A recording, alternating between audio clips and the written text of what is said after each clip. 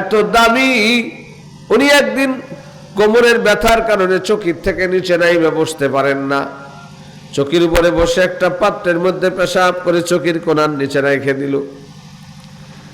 খাদেম আসার পরে বলে, খাদেম ওইখানে প্রস্রাব রাখা, ফেলাইয়া দাও। খাদেম যায় দেখে হুজুর প্রস্রাবের পেয়ালায় তো কিচ্ছু নাই। নবীজি বলেন, তাহলে গেল কোথায়? হাওয়া হয়ে গেল নি?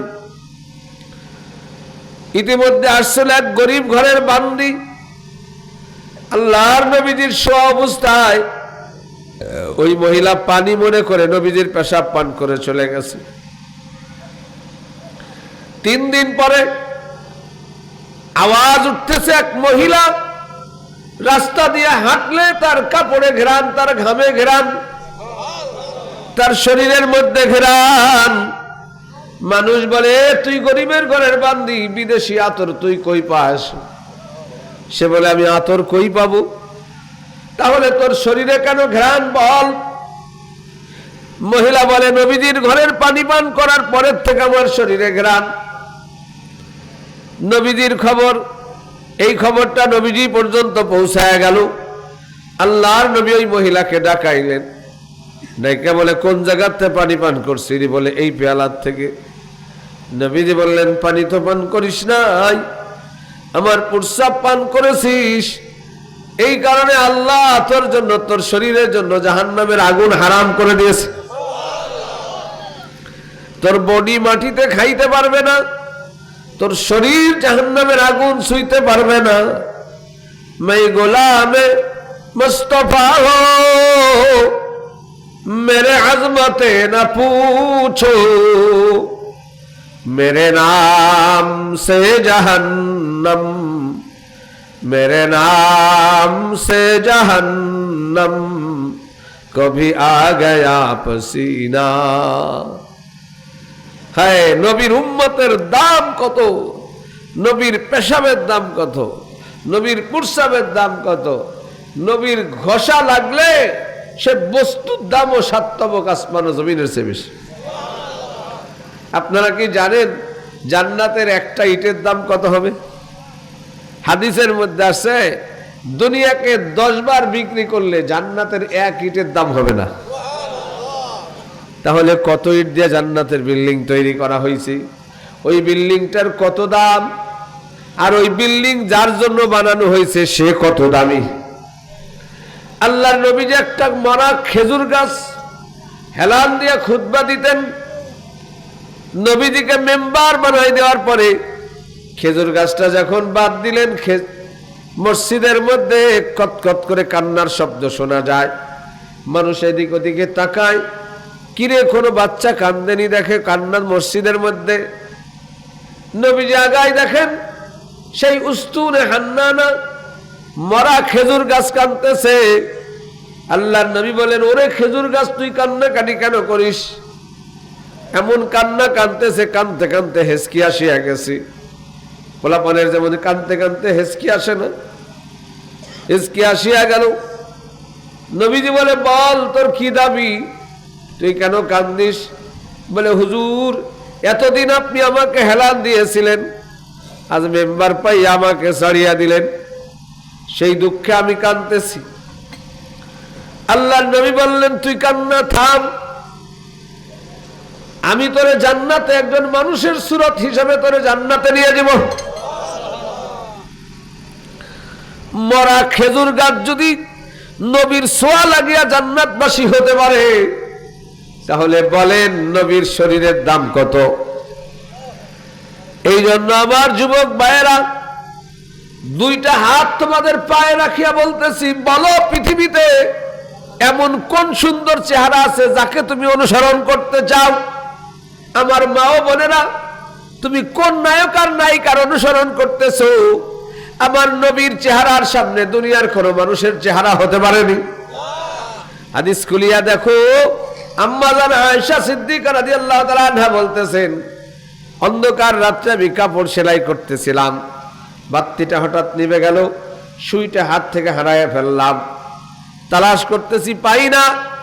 ইতিমধ্যে আমার নবী ঘরের মধ্যে ঢুকলেন, মুস্কি হাসি দেওয়ার সাথে সাথে ঘরে এত আলো হইল, সূর্যের আলোর চেয়ে বেশি আলো হয়ে গেল। আমি হারানো সুইটা খুঁজিয়া পায়া গেলাম। এই জন্য আয়েশা সিদ্দিকা বলতেন, লানা শামসুন ওয়ালিল আফাক শামসুন অশামসি আফজালুশ শামসিস সামাই। ওরে আসমান, তোর কোলে একটা সূর্য আছে, আমার কোলেও একটা সূর্য আছে। তোর সূর্য দিনের বেলা আলো দেয়, আমার সূর্য দিনেও আলো দেয়, রাত্রেও আলো দেয়। তোর সূর্য কিয়ামতের আগ পর্যন্ত থাকবে, আমার সূর্য দুনিয়াতে থাকবে, আখিরাতেও থাকবে। এই জন্য বলতেছিলাম, আজ পৃথিবীতে যদি কারো আদর্শ গ্রহণ করতে হয়, আল্লাহ বলেন লাকাদ কানা লাকুম ফি রাসূলিল্লাহি উসওয়াতুন হাসানা, তোমার জন্য আমি উত্তম নমুনা আমার নবীর মধ্যে দিয়ে দিয়েছি। পা থেকে মাথা পর্যন্ত নবীর প্রত্যেকটা জিনিসকে আমি দামি বানাইছি। হ্যাঁ, নবীর ফুফা আছে না, ফুফু আতেকা তার নাম। তিনি বলেন, আমার নবীজির যখন ওহী আসতো, গায়ের মধ্যে ঘাম ঝরা শুরু হইতো, আমরা চামিচ দিয়ে ঘামগুলো বোতলের মধ্যে ভরে রাখতাম। যখন গরিব মানুষেরা আমাদের কাছে মিসকম বা আতর চাইতো, বিবাহ বাড়িতে আতর ছিটানোর জন্য, আমরা ওই বোতল থেকে নবীর 2-1 ফোঁটা ঘাম তাদেরকে দিয়ে দিতাম। এই বোতলটা বাড়িতে খুলে দিলে পুরা বাড়ি মিসকম ভরে ঘাম হয়ে যাইত। সেই নবীর আদর্শ তোমার ভালো লাগে না? তুমি নাফিতের দোকানে যাইয়া মাথাটারে শয়তানের ডিজাইনে কাটতেছো। কি ডিজাইন দেখলে কুত্তায় লজ্জা পায়। মাথার 4 কোনা চাইছে শুইলে আছে চোরের মতো। আগে চোর ধরা পড়লি মাথা চাইছে দিত, ডিজাইন আর খুঁজে পায় নাই।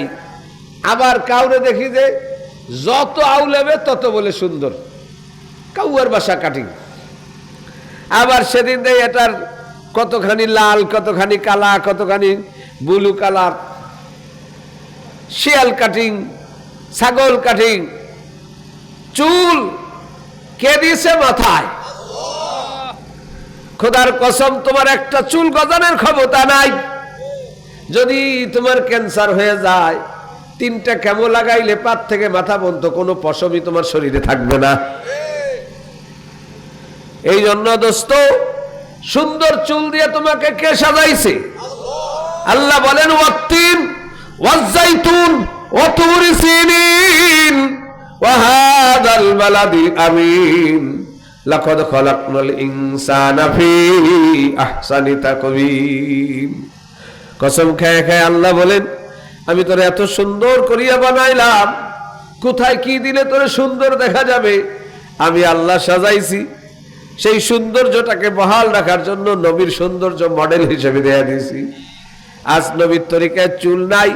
চুল কাটে কিং জং উং মার্কা, চুল কাটে মেসি মার্কা, চুল কাটে ম্যারাডোনা মার্কা, নায়িকার গায়িকা মার্কা, মনির খান মার্কা। ঠিক না ভাই? এই জন্য বলতেছিলাম দোস্ত, মাথার চুল যদি পড়িয়া যাইতো সবাই তোমার টাকলা বলতো। টাকলা কইলি কি খুশি হয়?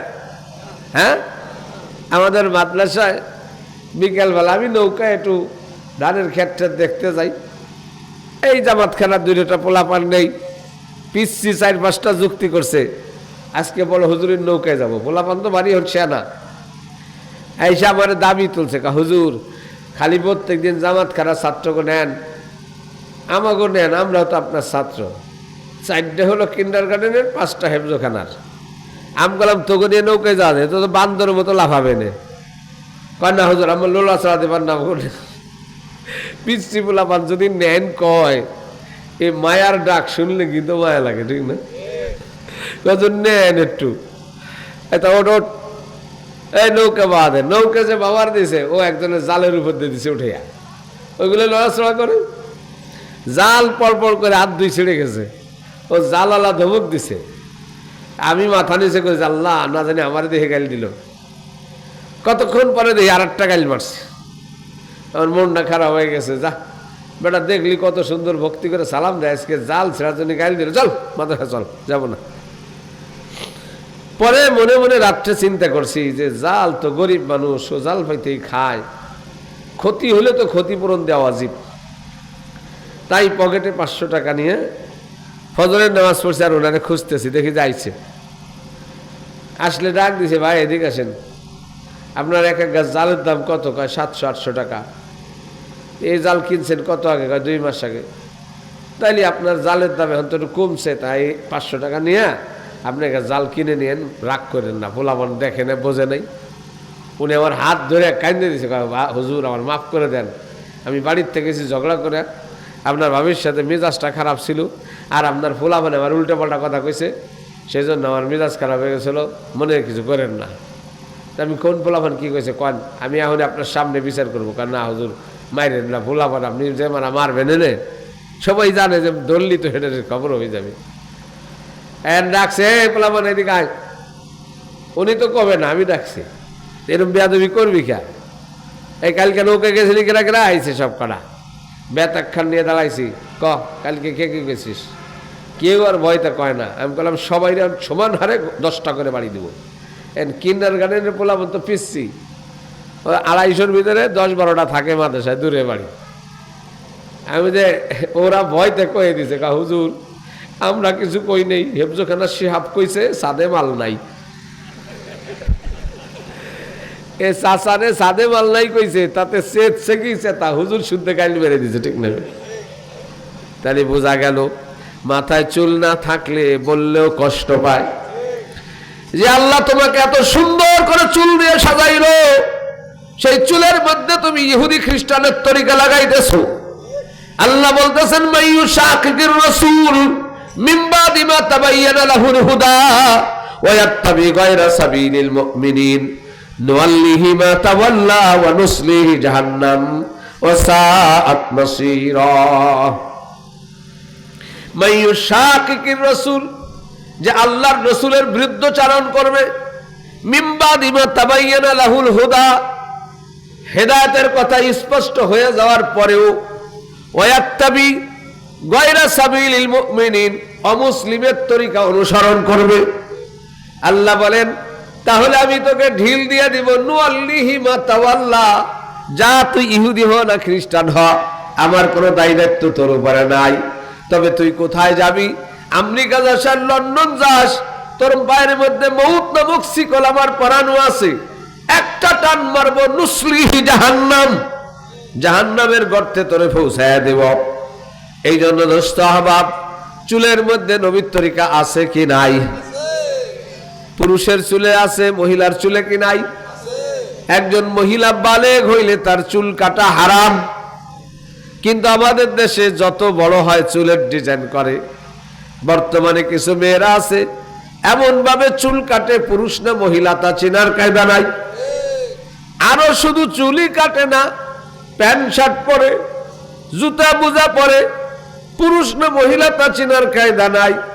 আবার একদল যুবক আছে, তারাও কানে অলংকার পরে, হাতে চুরি পরে। বুঝলাম না কেন উল্টা পাল্টা হয়ে গেল। আল্লাহ পুরুষ বানাইছে, নারী বানাইছেন। আল্লাহ বলেন হুয়াল্লাযী খালাকাদ যাকারা ওয়াল উনসা, নারী আর পুরুষ আমি সৃষ্টি করেছি। কারে কোন ডিজাইন দিলে সুন্দর হয় আমি সব সাজাইয়া দিছি। তুই যখন পুরুষ হয়ে নারীর ঢং ধরিস, তুই নারী হয়ে যখন পুরুষের ঢং ধরিস, আল্লাহর নবী কয় লানাল্লাহুল মুতাশাব্বিহিনা ওয়াল মুতাশাব্বিহাত, যেই পুরুষ নারীর ঢং ধরবে, যেই নারী পুরুষের ঢং ধরবে, খোদার লানত তাদের উপরে পড়ে। আজ অভিশপ্ত জাতি হিসেবে দুনিয়াতে আমরা, তাই 250 কোটি মুসলমান দুনিয়াতে থাকা সত্ত্বেও মাত্র 60 লাখ ইহুদি প্রতিদিন মুসলমান মারে, বৌদ্ধরা মারে, খ্রিস্টান মারে। আমাদের প্রতিকার করার কোনো উপায় নাই। তাই ভাইজান বলতেছিলাম, পুরুষের চুল হবে যদি ছোট করেন সামনে পিছে সমান, যদি বাবরি রাখেন তাহলে লিম্মা জুম্মা ওয়াফরা এই পর্যন্ত অথবা কাঁধ পর্যন্ত। এর নিচে ঝুলাইলে বাউল, এর নিচে গেলে কি বাউল, মানে ফাউল। বাউল যদি আরবি হয় তাহলে তার মানে হলো মুত। বাউল মানে কি? পেশাব। আমাদের দেশে বাউল সম্রাট ওরে বাবা, তার নাম বলে মহারাজা আবাল সরকার। উনি কয় আল্লাহর গুয়া কোন দিক মাথা কোন দিক তা আমি ঠিক পাই না। জোরে বলেন নাউজুবিল্লাহ। আরো কি কয়, কয় আল্লাহ সূরা নাসের মধ্যে এত নাস নাস কইছে কে? কুল আউযু বিরাব্বিন নাস, মালিকিনো নাস, ইলাহিনো নাস। এত নাসের কথা কইছে কে? এ নাস মানে কি? নাসা নাস মানে কি? আরে কোন না কা নাস শব্দের অর্থ কুল, আপনি বলুন আউযু, আমি আশ্রয় চাইতেছি বিরাব্বিন নাস, মানুষের প্রভুর কাছে। নাস শব্দটা আরবি না বাংলা? কোরআন কি বাংলায় নাজিল হয়েছে না কিছু কিছু আরবি কিছু বাংলা? এরকম বেজালু।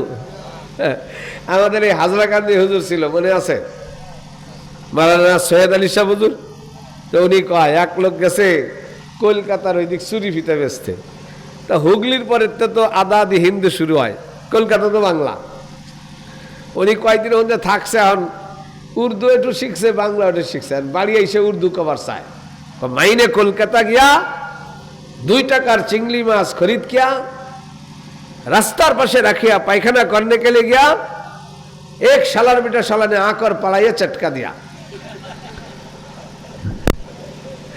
उर्दू और बांग्ला भेजाल। আবাল সরকার কয় কোরআনে বলে নাচ পার কইছে, নাচ মানে মানুষ। তাহলে তুমি আরবি নাচরে বাংলা নাচ বানাইছো, আমিও বাংলা বাউল রে আরবি বাউল বানাইলাম। তাহলে বাউল সম্রাটের অর্থ হলো মুতের রাজা। এরা খায় মুত, খায় গু, খায় মহিলাদের মাসিক, মহিলাদের বীর্য পান করাকে ঔষধ মনে করে। এগুলো বলা লজ্জার বিষয়, আমি এখন এত বিস্তারিত বলবো না। তবে এতটুকু মনে রাখবেন, এই বাউল যত আছে এ সবগুলো মানুষ তো দূরের কথা, মুসলমান তো দূরের কথা, কাফের তো দূরের কথা, মানুষের কাতারেও তারা পড়ে না। কারণ পৃথিবীর কোন সভ্যতায় প্রস্রাব পায়খানা শিক্ষা দেয় না, কুত্তায় নিজের পায়খানা খায় না, শুয়ারে নিজের পায়খানা খায় না। এ বেঈমানের বাচ্চারা মানুষকে পায়খানা হায়েজ নিভাস খাওয়া শিক্ষা দেয়। এই জন্য মনে রাখবেন, আমাদের দেশে কিছু শয়তান আছে, এগুলো শিক্ষিত শয়তান। ওনারা নাম দেয় বুদ্ধিজীবী, নাম দেয় কবি সাহিত্যিক। বেঈমান সে বলে বাউল সরকার, হ্যাঁ আবুল সরকারের আটকানো ঠিক হয় নাই, এটা মানবাধিকার লঙ্ঘন হইতেছে, কারণ বাক স্বাধীনতা সবারই আছে। আর এগুলো শুনে বোঝে হা হা হারে, তাহলে কি জুলুম হয়েছে। আচ্ছা, বাক স্বাধীনতার অর্থ কি? বাক স্বাধীনতা হলে আপনার মুখে যা আসবে তাই বলতে পারবেন। তাহলে তোর বাড়ির দিক মাইকাটা লাগাই আমি 14 দিন মতো তোর 14 গোষ্ঠী রেগাই নেব, দেবে নাকি? আল্লাহরে গালি দেয়, আল্লাহর জমিনে দাঁড়ায়, আর তার নাম বাক স্বাধীনতা, তোর জিহ্বাটা ছেড়ে ফেলাবো। আবু বকর সিদ্দিক রাদিয়াল্লাহু তাআলা আনহু, উনি একজনকে দিনের দাওয়াত দিতেছিলেন। পাশের এক ইহুদি কইতেছে, এ থো তোর আল্লাহর গল্প। আবু বকরকে বলতেছে, থো তোমার আল্লাহর গল্প, তোমার আল্লাহ তো ফকির, আমার কাছ থেকে চান্দা নিয়ে চলে। এই কথা কইলেই আবু বকর সিদ্দিক, দুনিয়ার নরম মানুষ, কিন্তু এত গরম হয়েছে, ঠাট্টাইয়া গাল চেপাসাইয়া থাপুরের চোটে গাল লাল হয়ে গেছে, দৌড়ে নবীজির দরবারে গেছে। আবু বকরও পিছে হাইটে হাইটে যাইতেছে, আর নবীজির কাছে, হুজুর আমার আবু বকর মারছে। রসুল কয়, আবু বকর না ওমর। রসুলের বিশ্বাস হয় না যে আবু বকরকে মারবার পারে, মাইরটার তো দেয় কিনা। কয় না হুজুর আবু বকর। কয় না, আপনি ভুল দেখছেন মনে হয়। কয় না হুজুর, দিনের বেলা আবু বকরই মারছে। ইতিমধ্যে হযরত আবু বকর সামনে যে হাজির হয়েছে। রাসূল বলে, দোস্ত এই যে লোকটা কি বলতেছে, আপনি করে মারছেন? হুজুর হ্যাঁ মারছি। কি আপনি মারছেন? বলে হুজুর আমার সামনে আল্লাহরে গালি দেয় আর আমি বসে থাকবো? রাসূল চিন্তা করতেছেন জুলুম হয়ে গেল কিনা, কি বিচার দিবেন। ওদিক দিয়ে মালিক জিবরাইলকে পাঠাই দিছে, আপনি যে আমার নবীকে বলেন আবু বকর যা করছে ঠিক করেছে। অতএব 92% মুসলমানের দেশে আল্লাহর জমিনের উপরে দাঁড়ায় আল্লাহকে গালি দিবে, মুসলমান কারো কাছে শোনার অপেক্ষা রাখে না, গালটা ফাটায় ফেলাবে।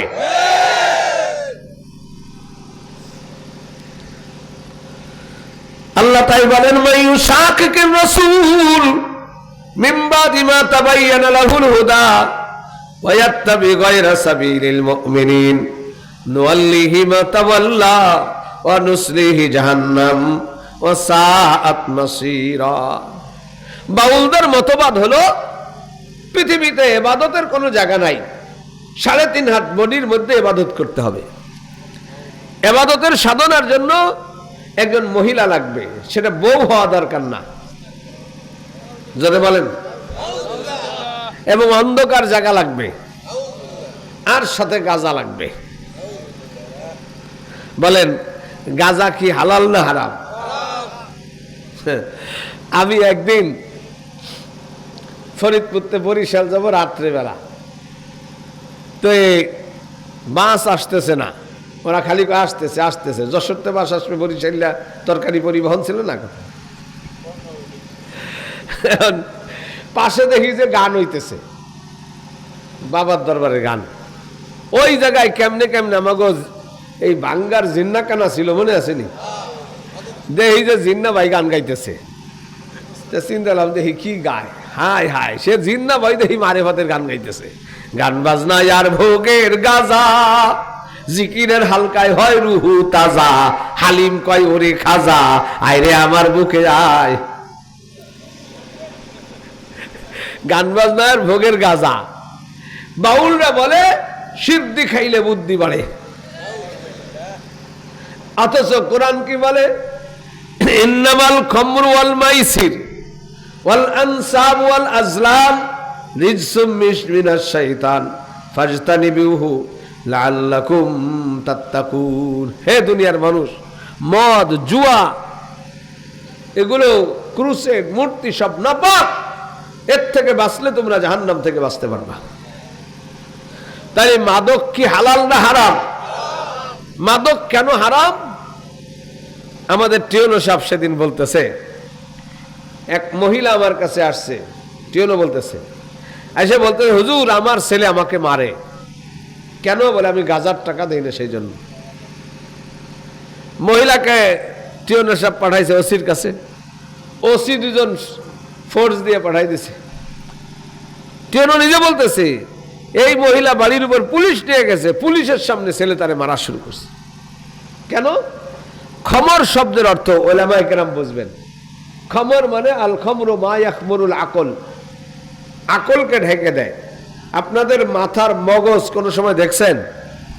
এর মধ্যে 5টা ভাগ আছে। কয়টা?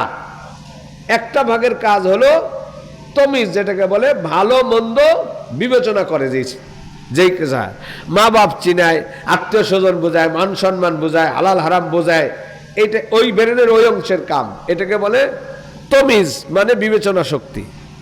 এইটার উপরে পর্দা পড়ে যায় যখন মাদক সেবন করে। এই কারণে মাদক সেবনকারী মা বাপ বোঝে না, হালাল হারাম বোঝে না, সম্মান অসম্মান বোঝে না, ঠিক না বেঠিক? তাই পৃথিবীর কোন সভ্যতা এখন মাদককে বৈধ বলে না, নাকি? আন্তর্জাতিক মাদক দিবস করে বিশ্বের থেকে মাদক উৎখাত করার চেষ্টা চলতেছে, অথচ লালন শাহ দরবারে টনকে টন গাঁজা বিক্রি হয়। আমাদের দেশের ভণ্ডদের দরবারে গাঁজা বিক্রি হয়। এই যত ভণ্ডের দরবারে গান বাজনা হয়, গাঁজা বিক্রি হয়, সব এই বাউল সরকারের দল। ওরা গুমুত খাওয়াকে ঔষধ মনে করে। আমাদের লস্কর দিয়ে এক লোক এক বাউলের মুরিদ হয়েছে। সে বাউল তারে শিক্ষা দিছে, নিজের পায়খানা শুকিয়ে খাইলে মারেফত হাসিল হয়। বাড়ির জমি বিক্রি করে বাউলরে দিছে।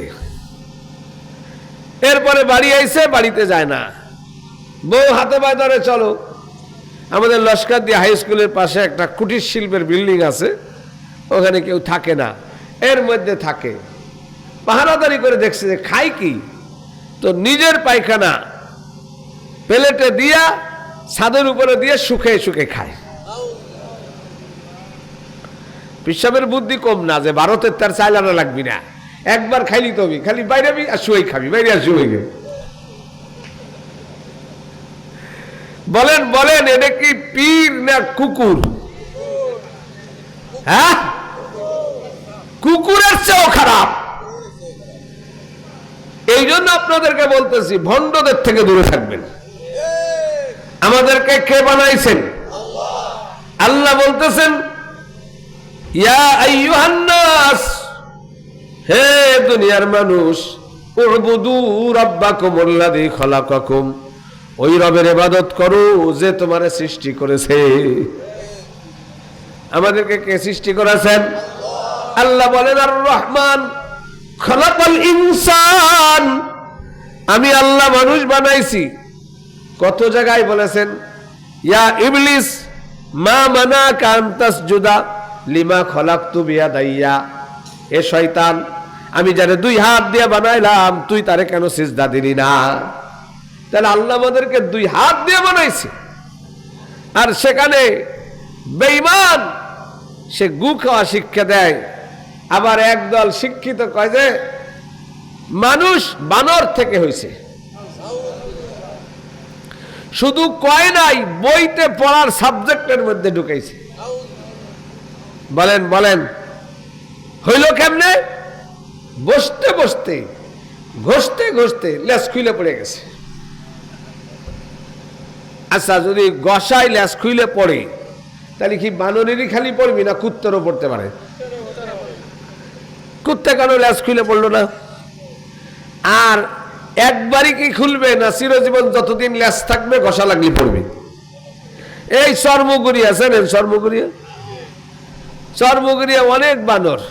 একবার গেছি দেখবার জন্য, নিচি কলা আর মুড়ি, মুড়ি হাতে কলা থুইছি পকেটে, হাতে মুড়ি থাবা দিছে, এইদিক ধরবা গেছে, চারটে পকেটেতে কলা নিয়ে চলে গেছে। তা আমি মাঝে মাঝে ওইদিকে মাদারীপুর বাজে গেলেই ওই বানরে খাবার দেই। তো বহুদিন খেয়াল করছি, দেখি কোনো বান্দরের লেজ পড়ছে নি। ঘষায় ঘষায় পাছা লাল হয়ে গেছে, কিন্তু লেজ কেউ পড়ে নাই। তাহলে যেই বুদ্ধিজীবী এই যুক্তি দিল, যেই বিজ্ঞানী, যে মানুষ বানর ছিল ঘষায় ঘষায় লেজ পড়ছে, আর সেই পড়াটা মুসলমানের সন্তানদেরকে বইয়ের মধ্যে পড়ায়, ওরা বলে শিক্ষানীতি তৈরি করে। ওদের মতো অশিক্ষিত গবেট মূর্খ আবু জেহেল পৃথিবীতে হতে পারে না।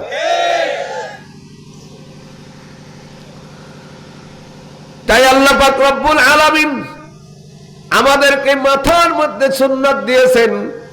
ও দোস্ত, কপালের মধ্যে আল্লাহ সুন্নাত দিছে, ঠিক না বেটি? নবীর আদর্শ হলো এই কপালখানা আল্লাহ বানাইছে শুধু আল্লাহর জন্য, আর কোন জায়গায় এটা লাগান যাবে না।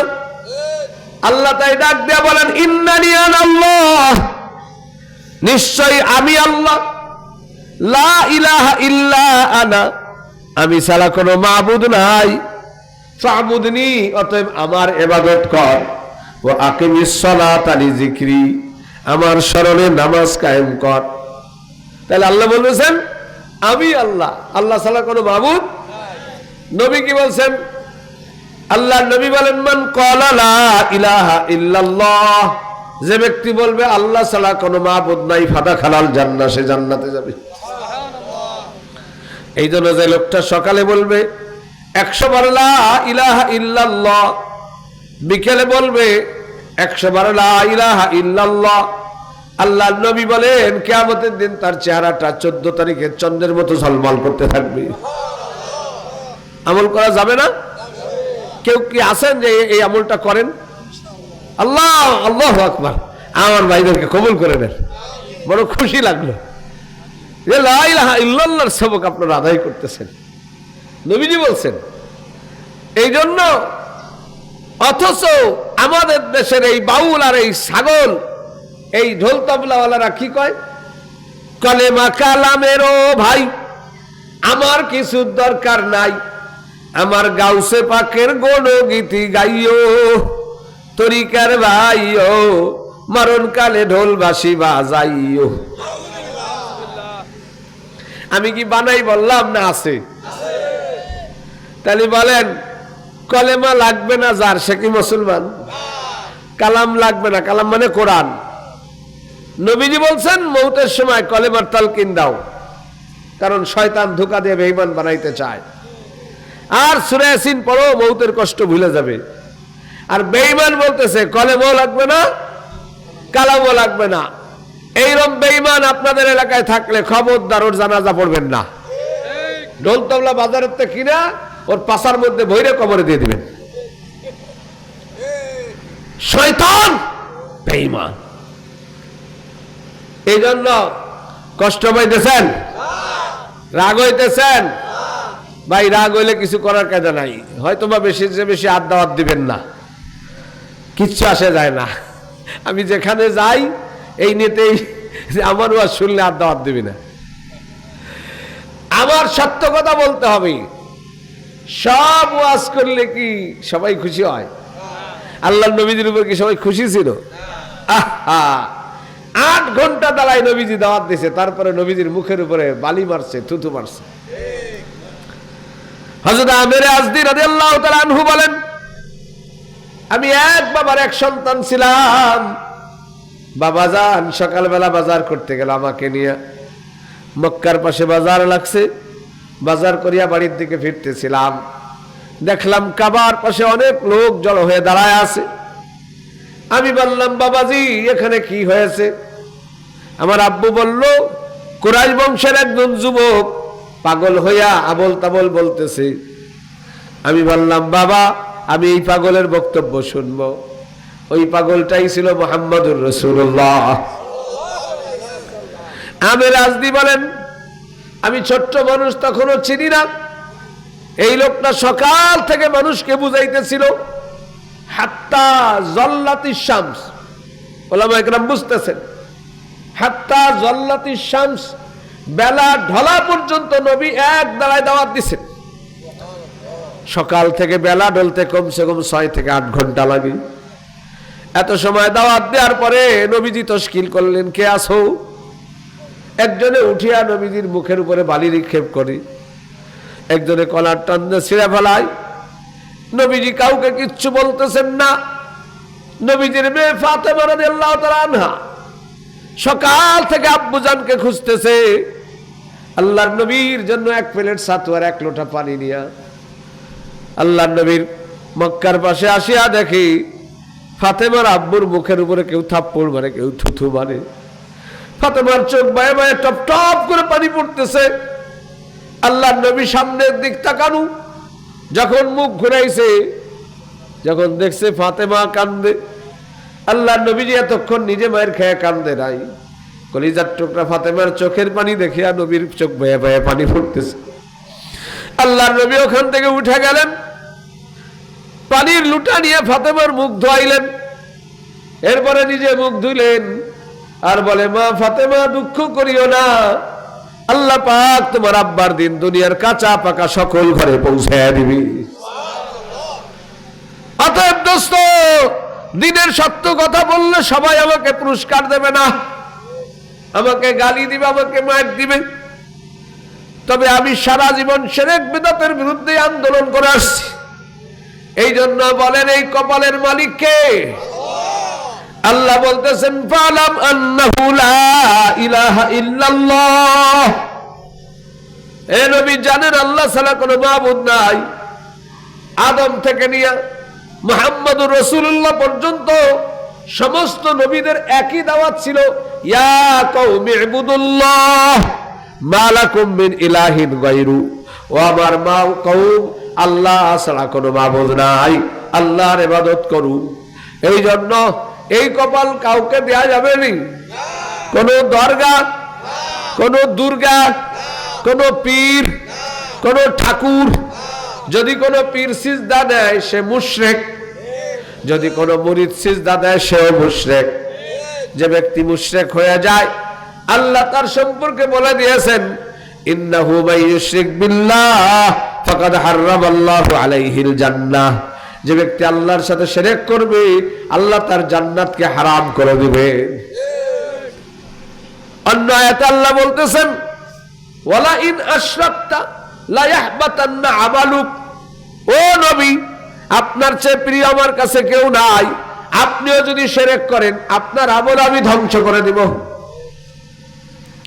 দুধ খাইছেন 60 বছর, ঘি খাইলেন 60 বছর, গোস্ত খাইছেন 60 বছর, ভাত খাইলেন 60 বছর, মাত্র 60 মিনিট আগে বউর সাথে রাগ করিয়া 10 গ্রাম ফুরাডান কিনা খাইছেন, অ্যাকশন কোনটার বেশি হবে? জোরে বলেন।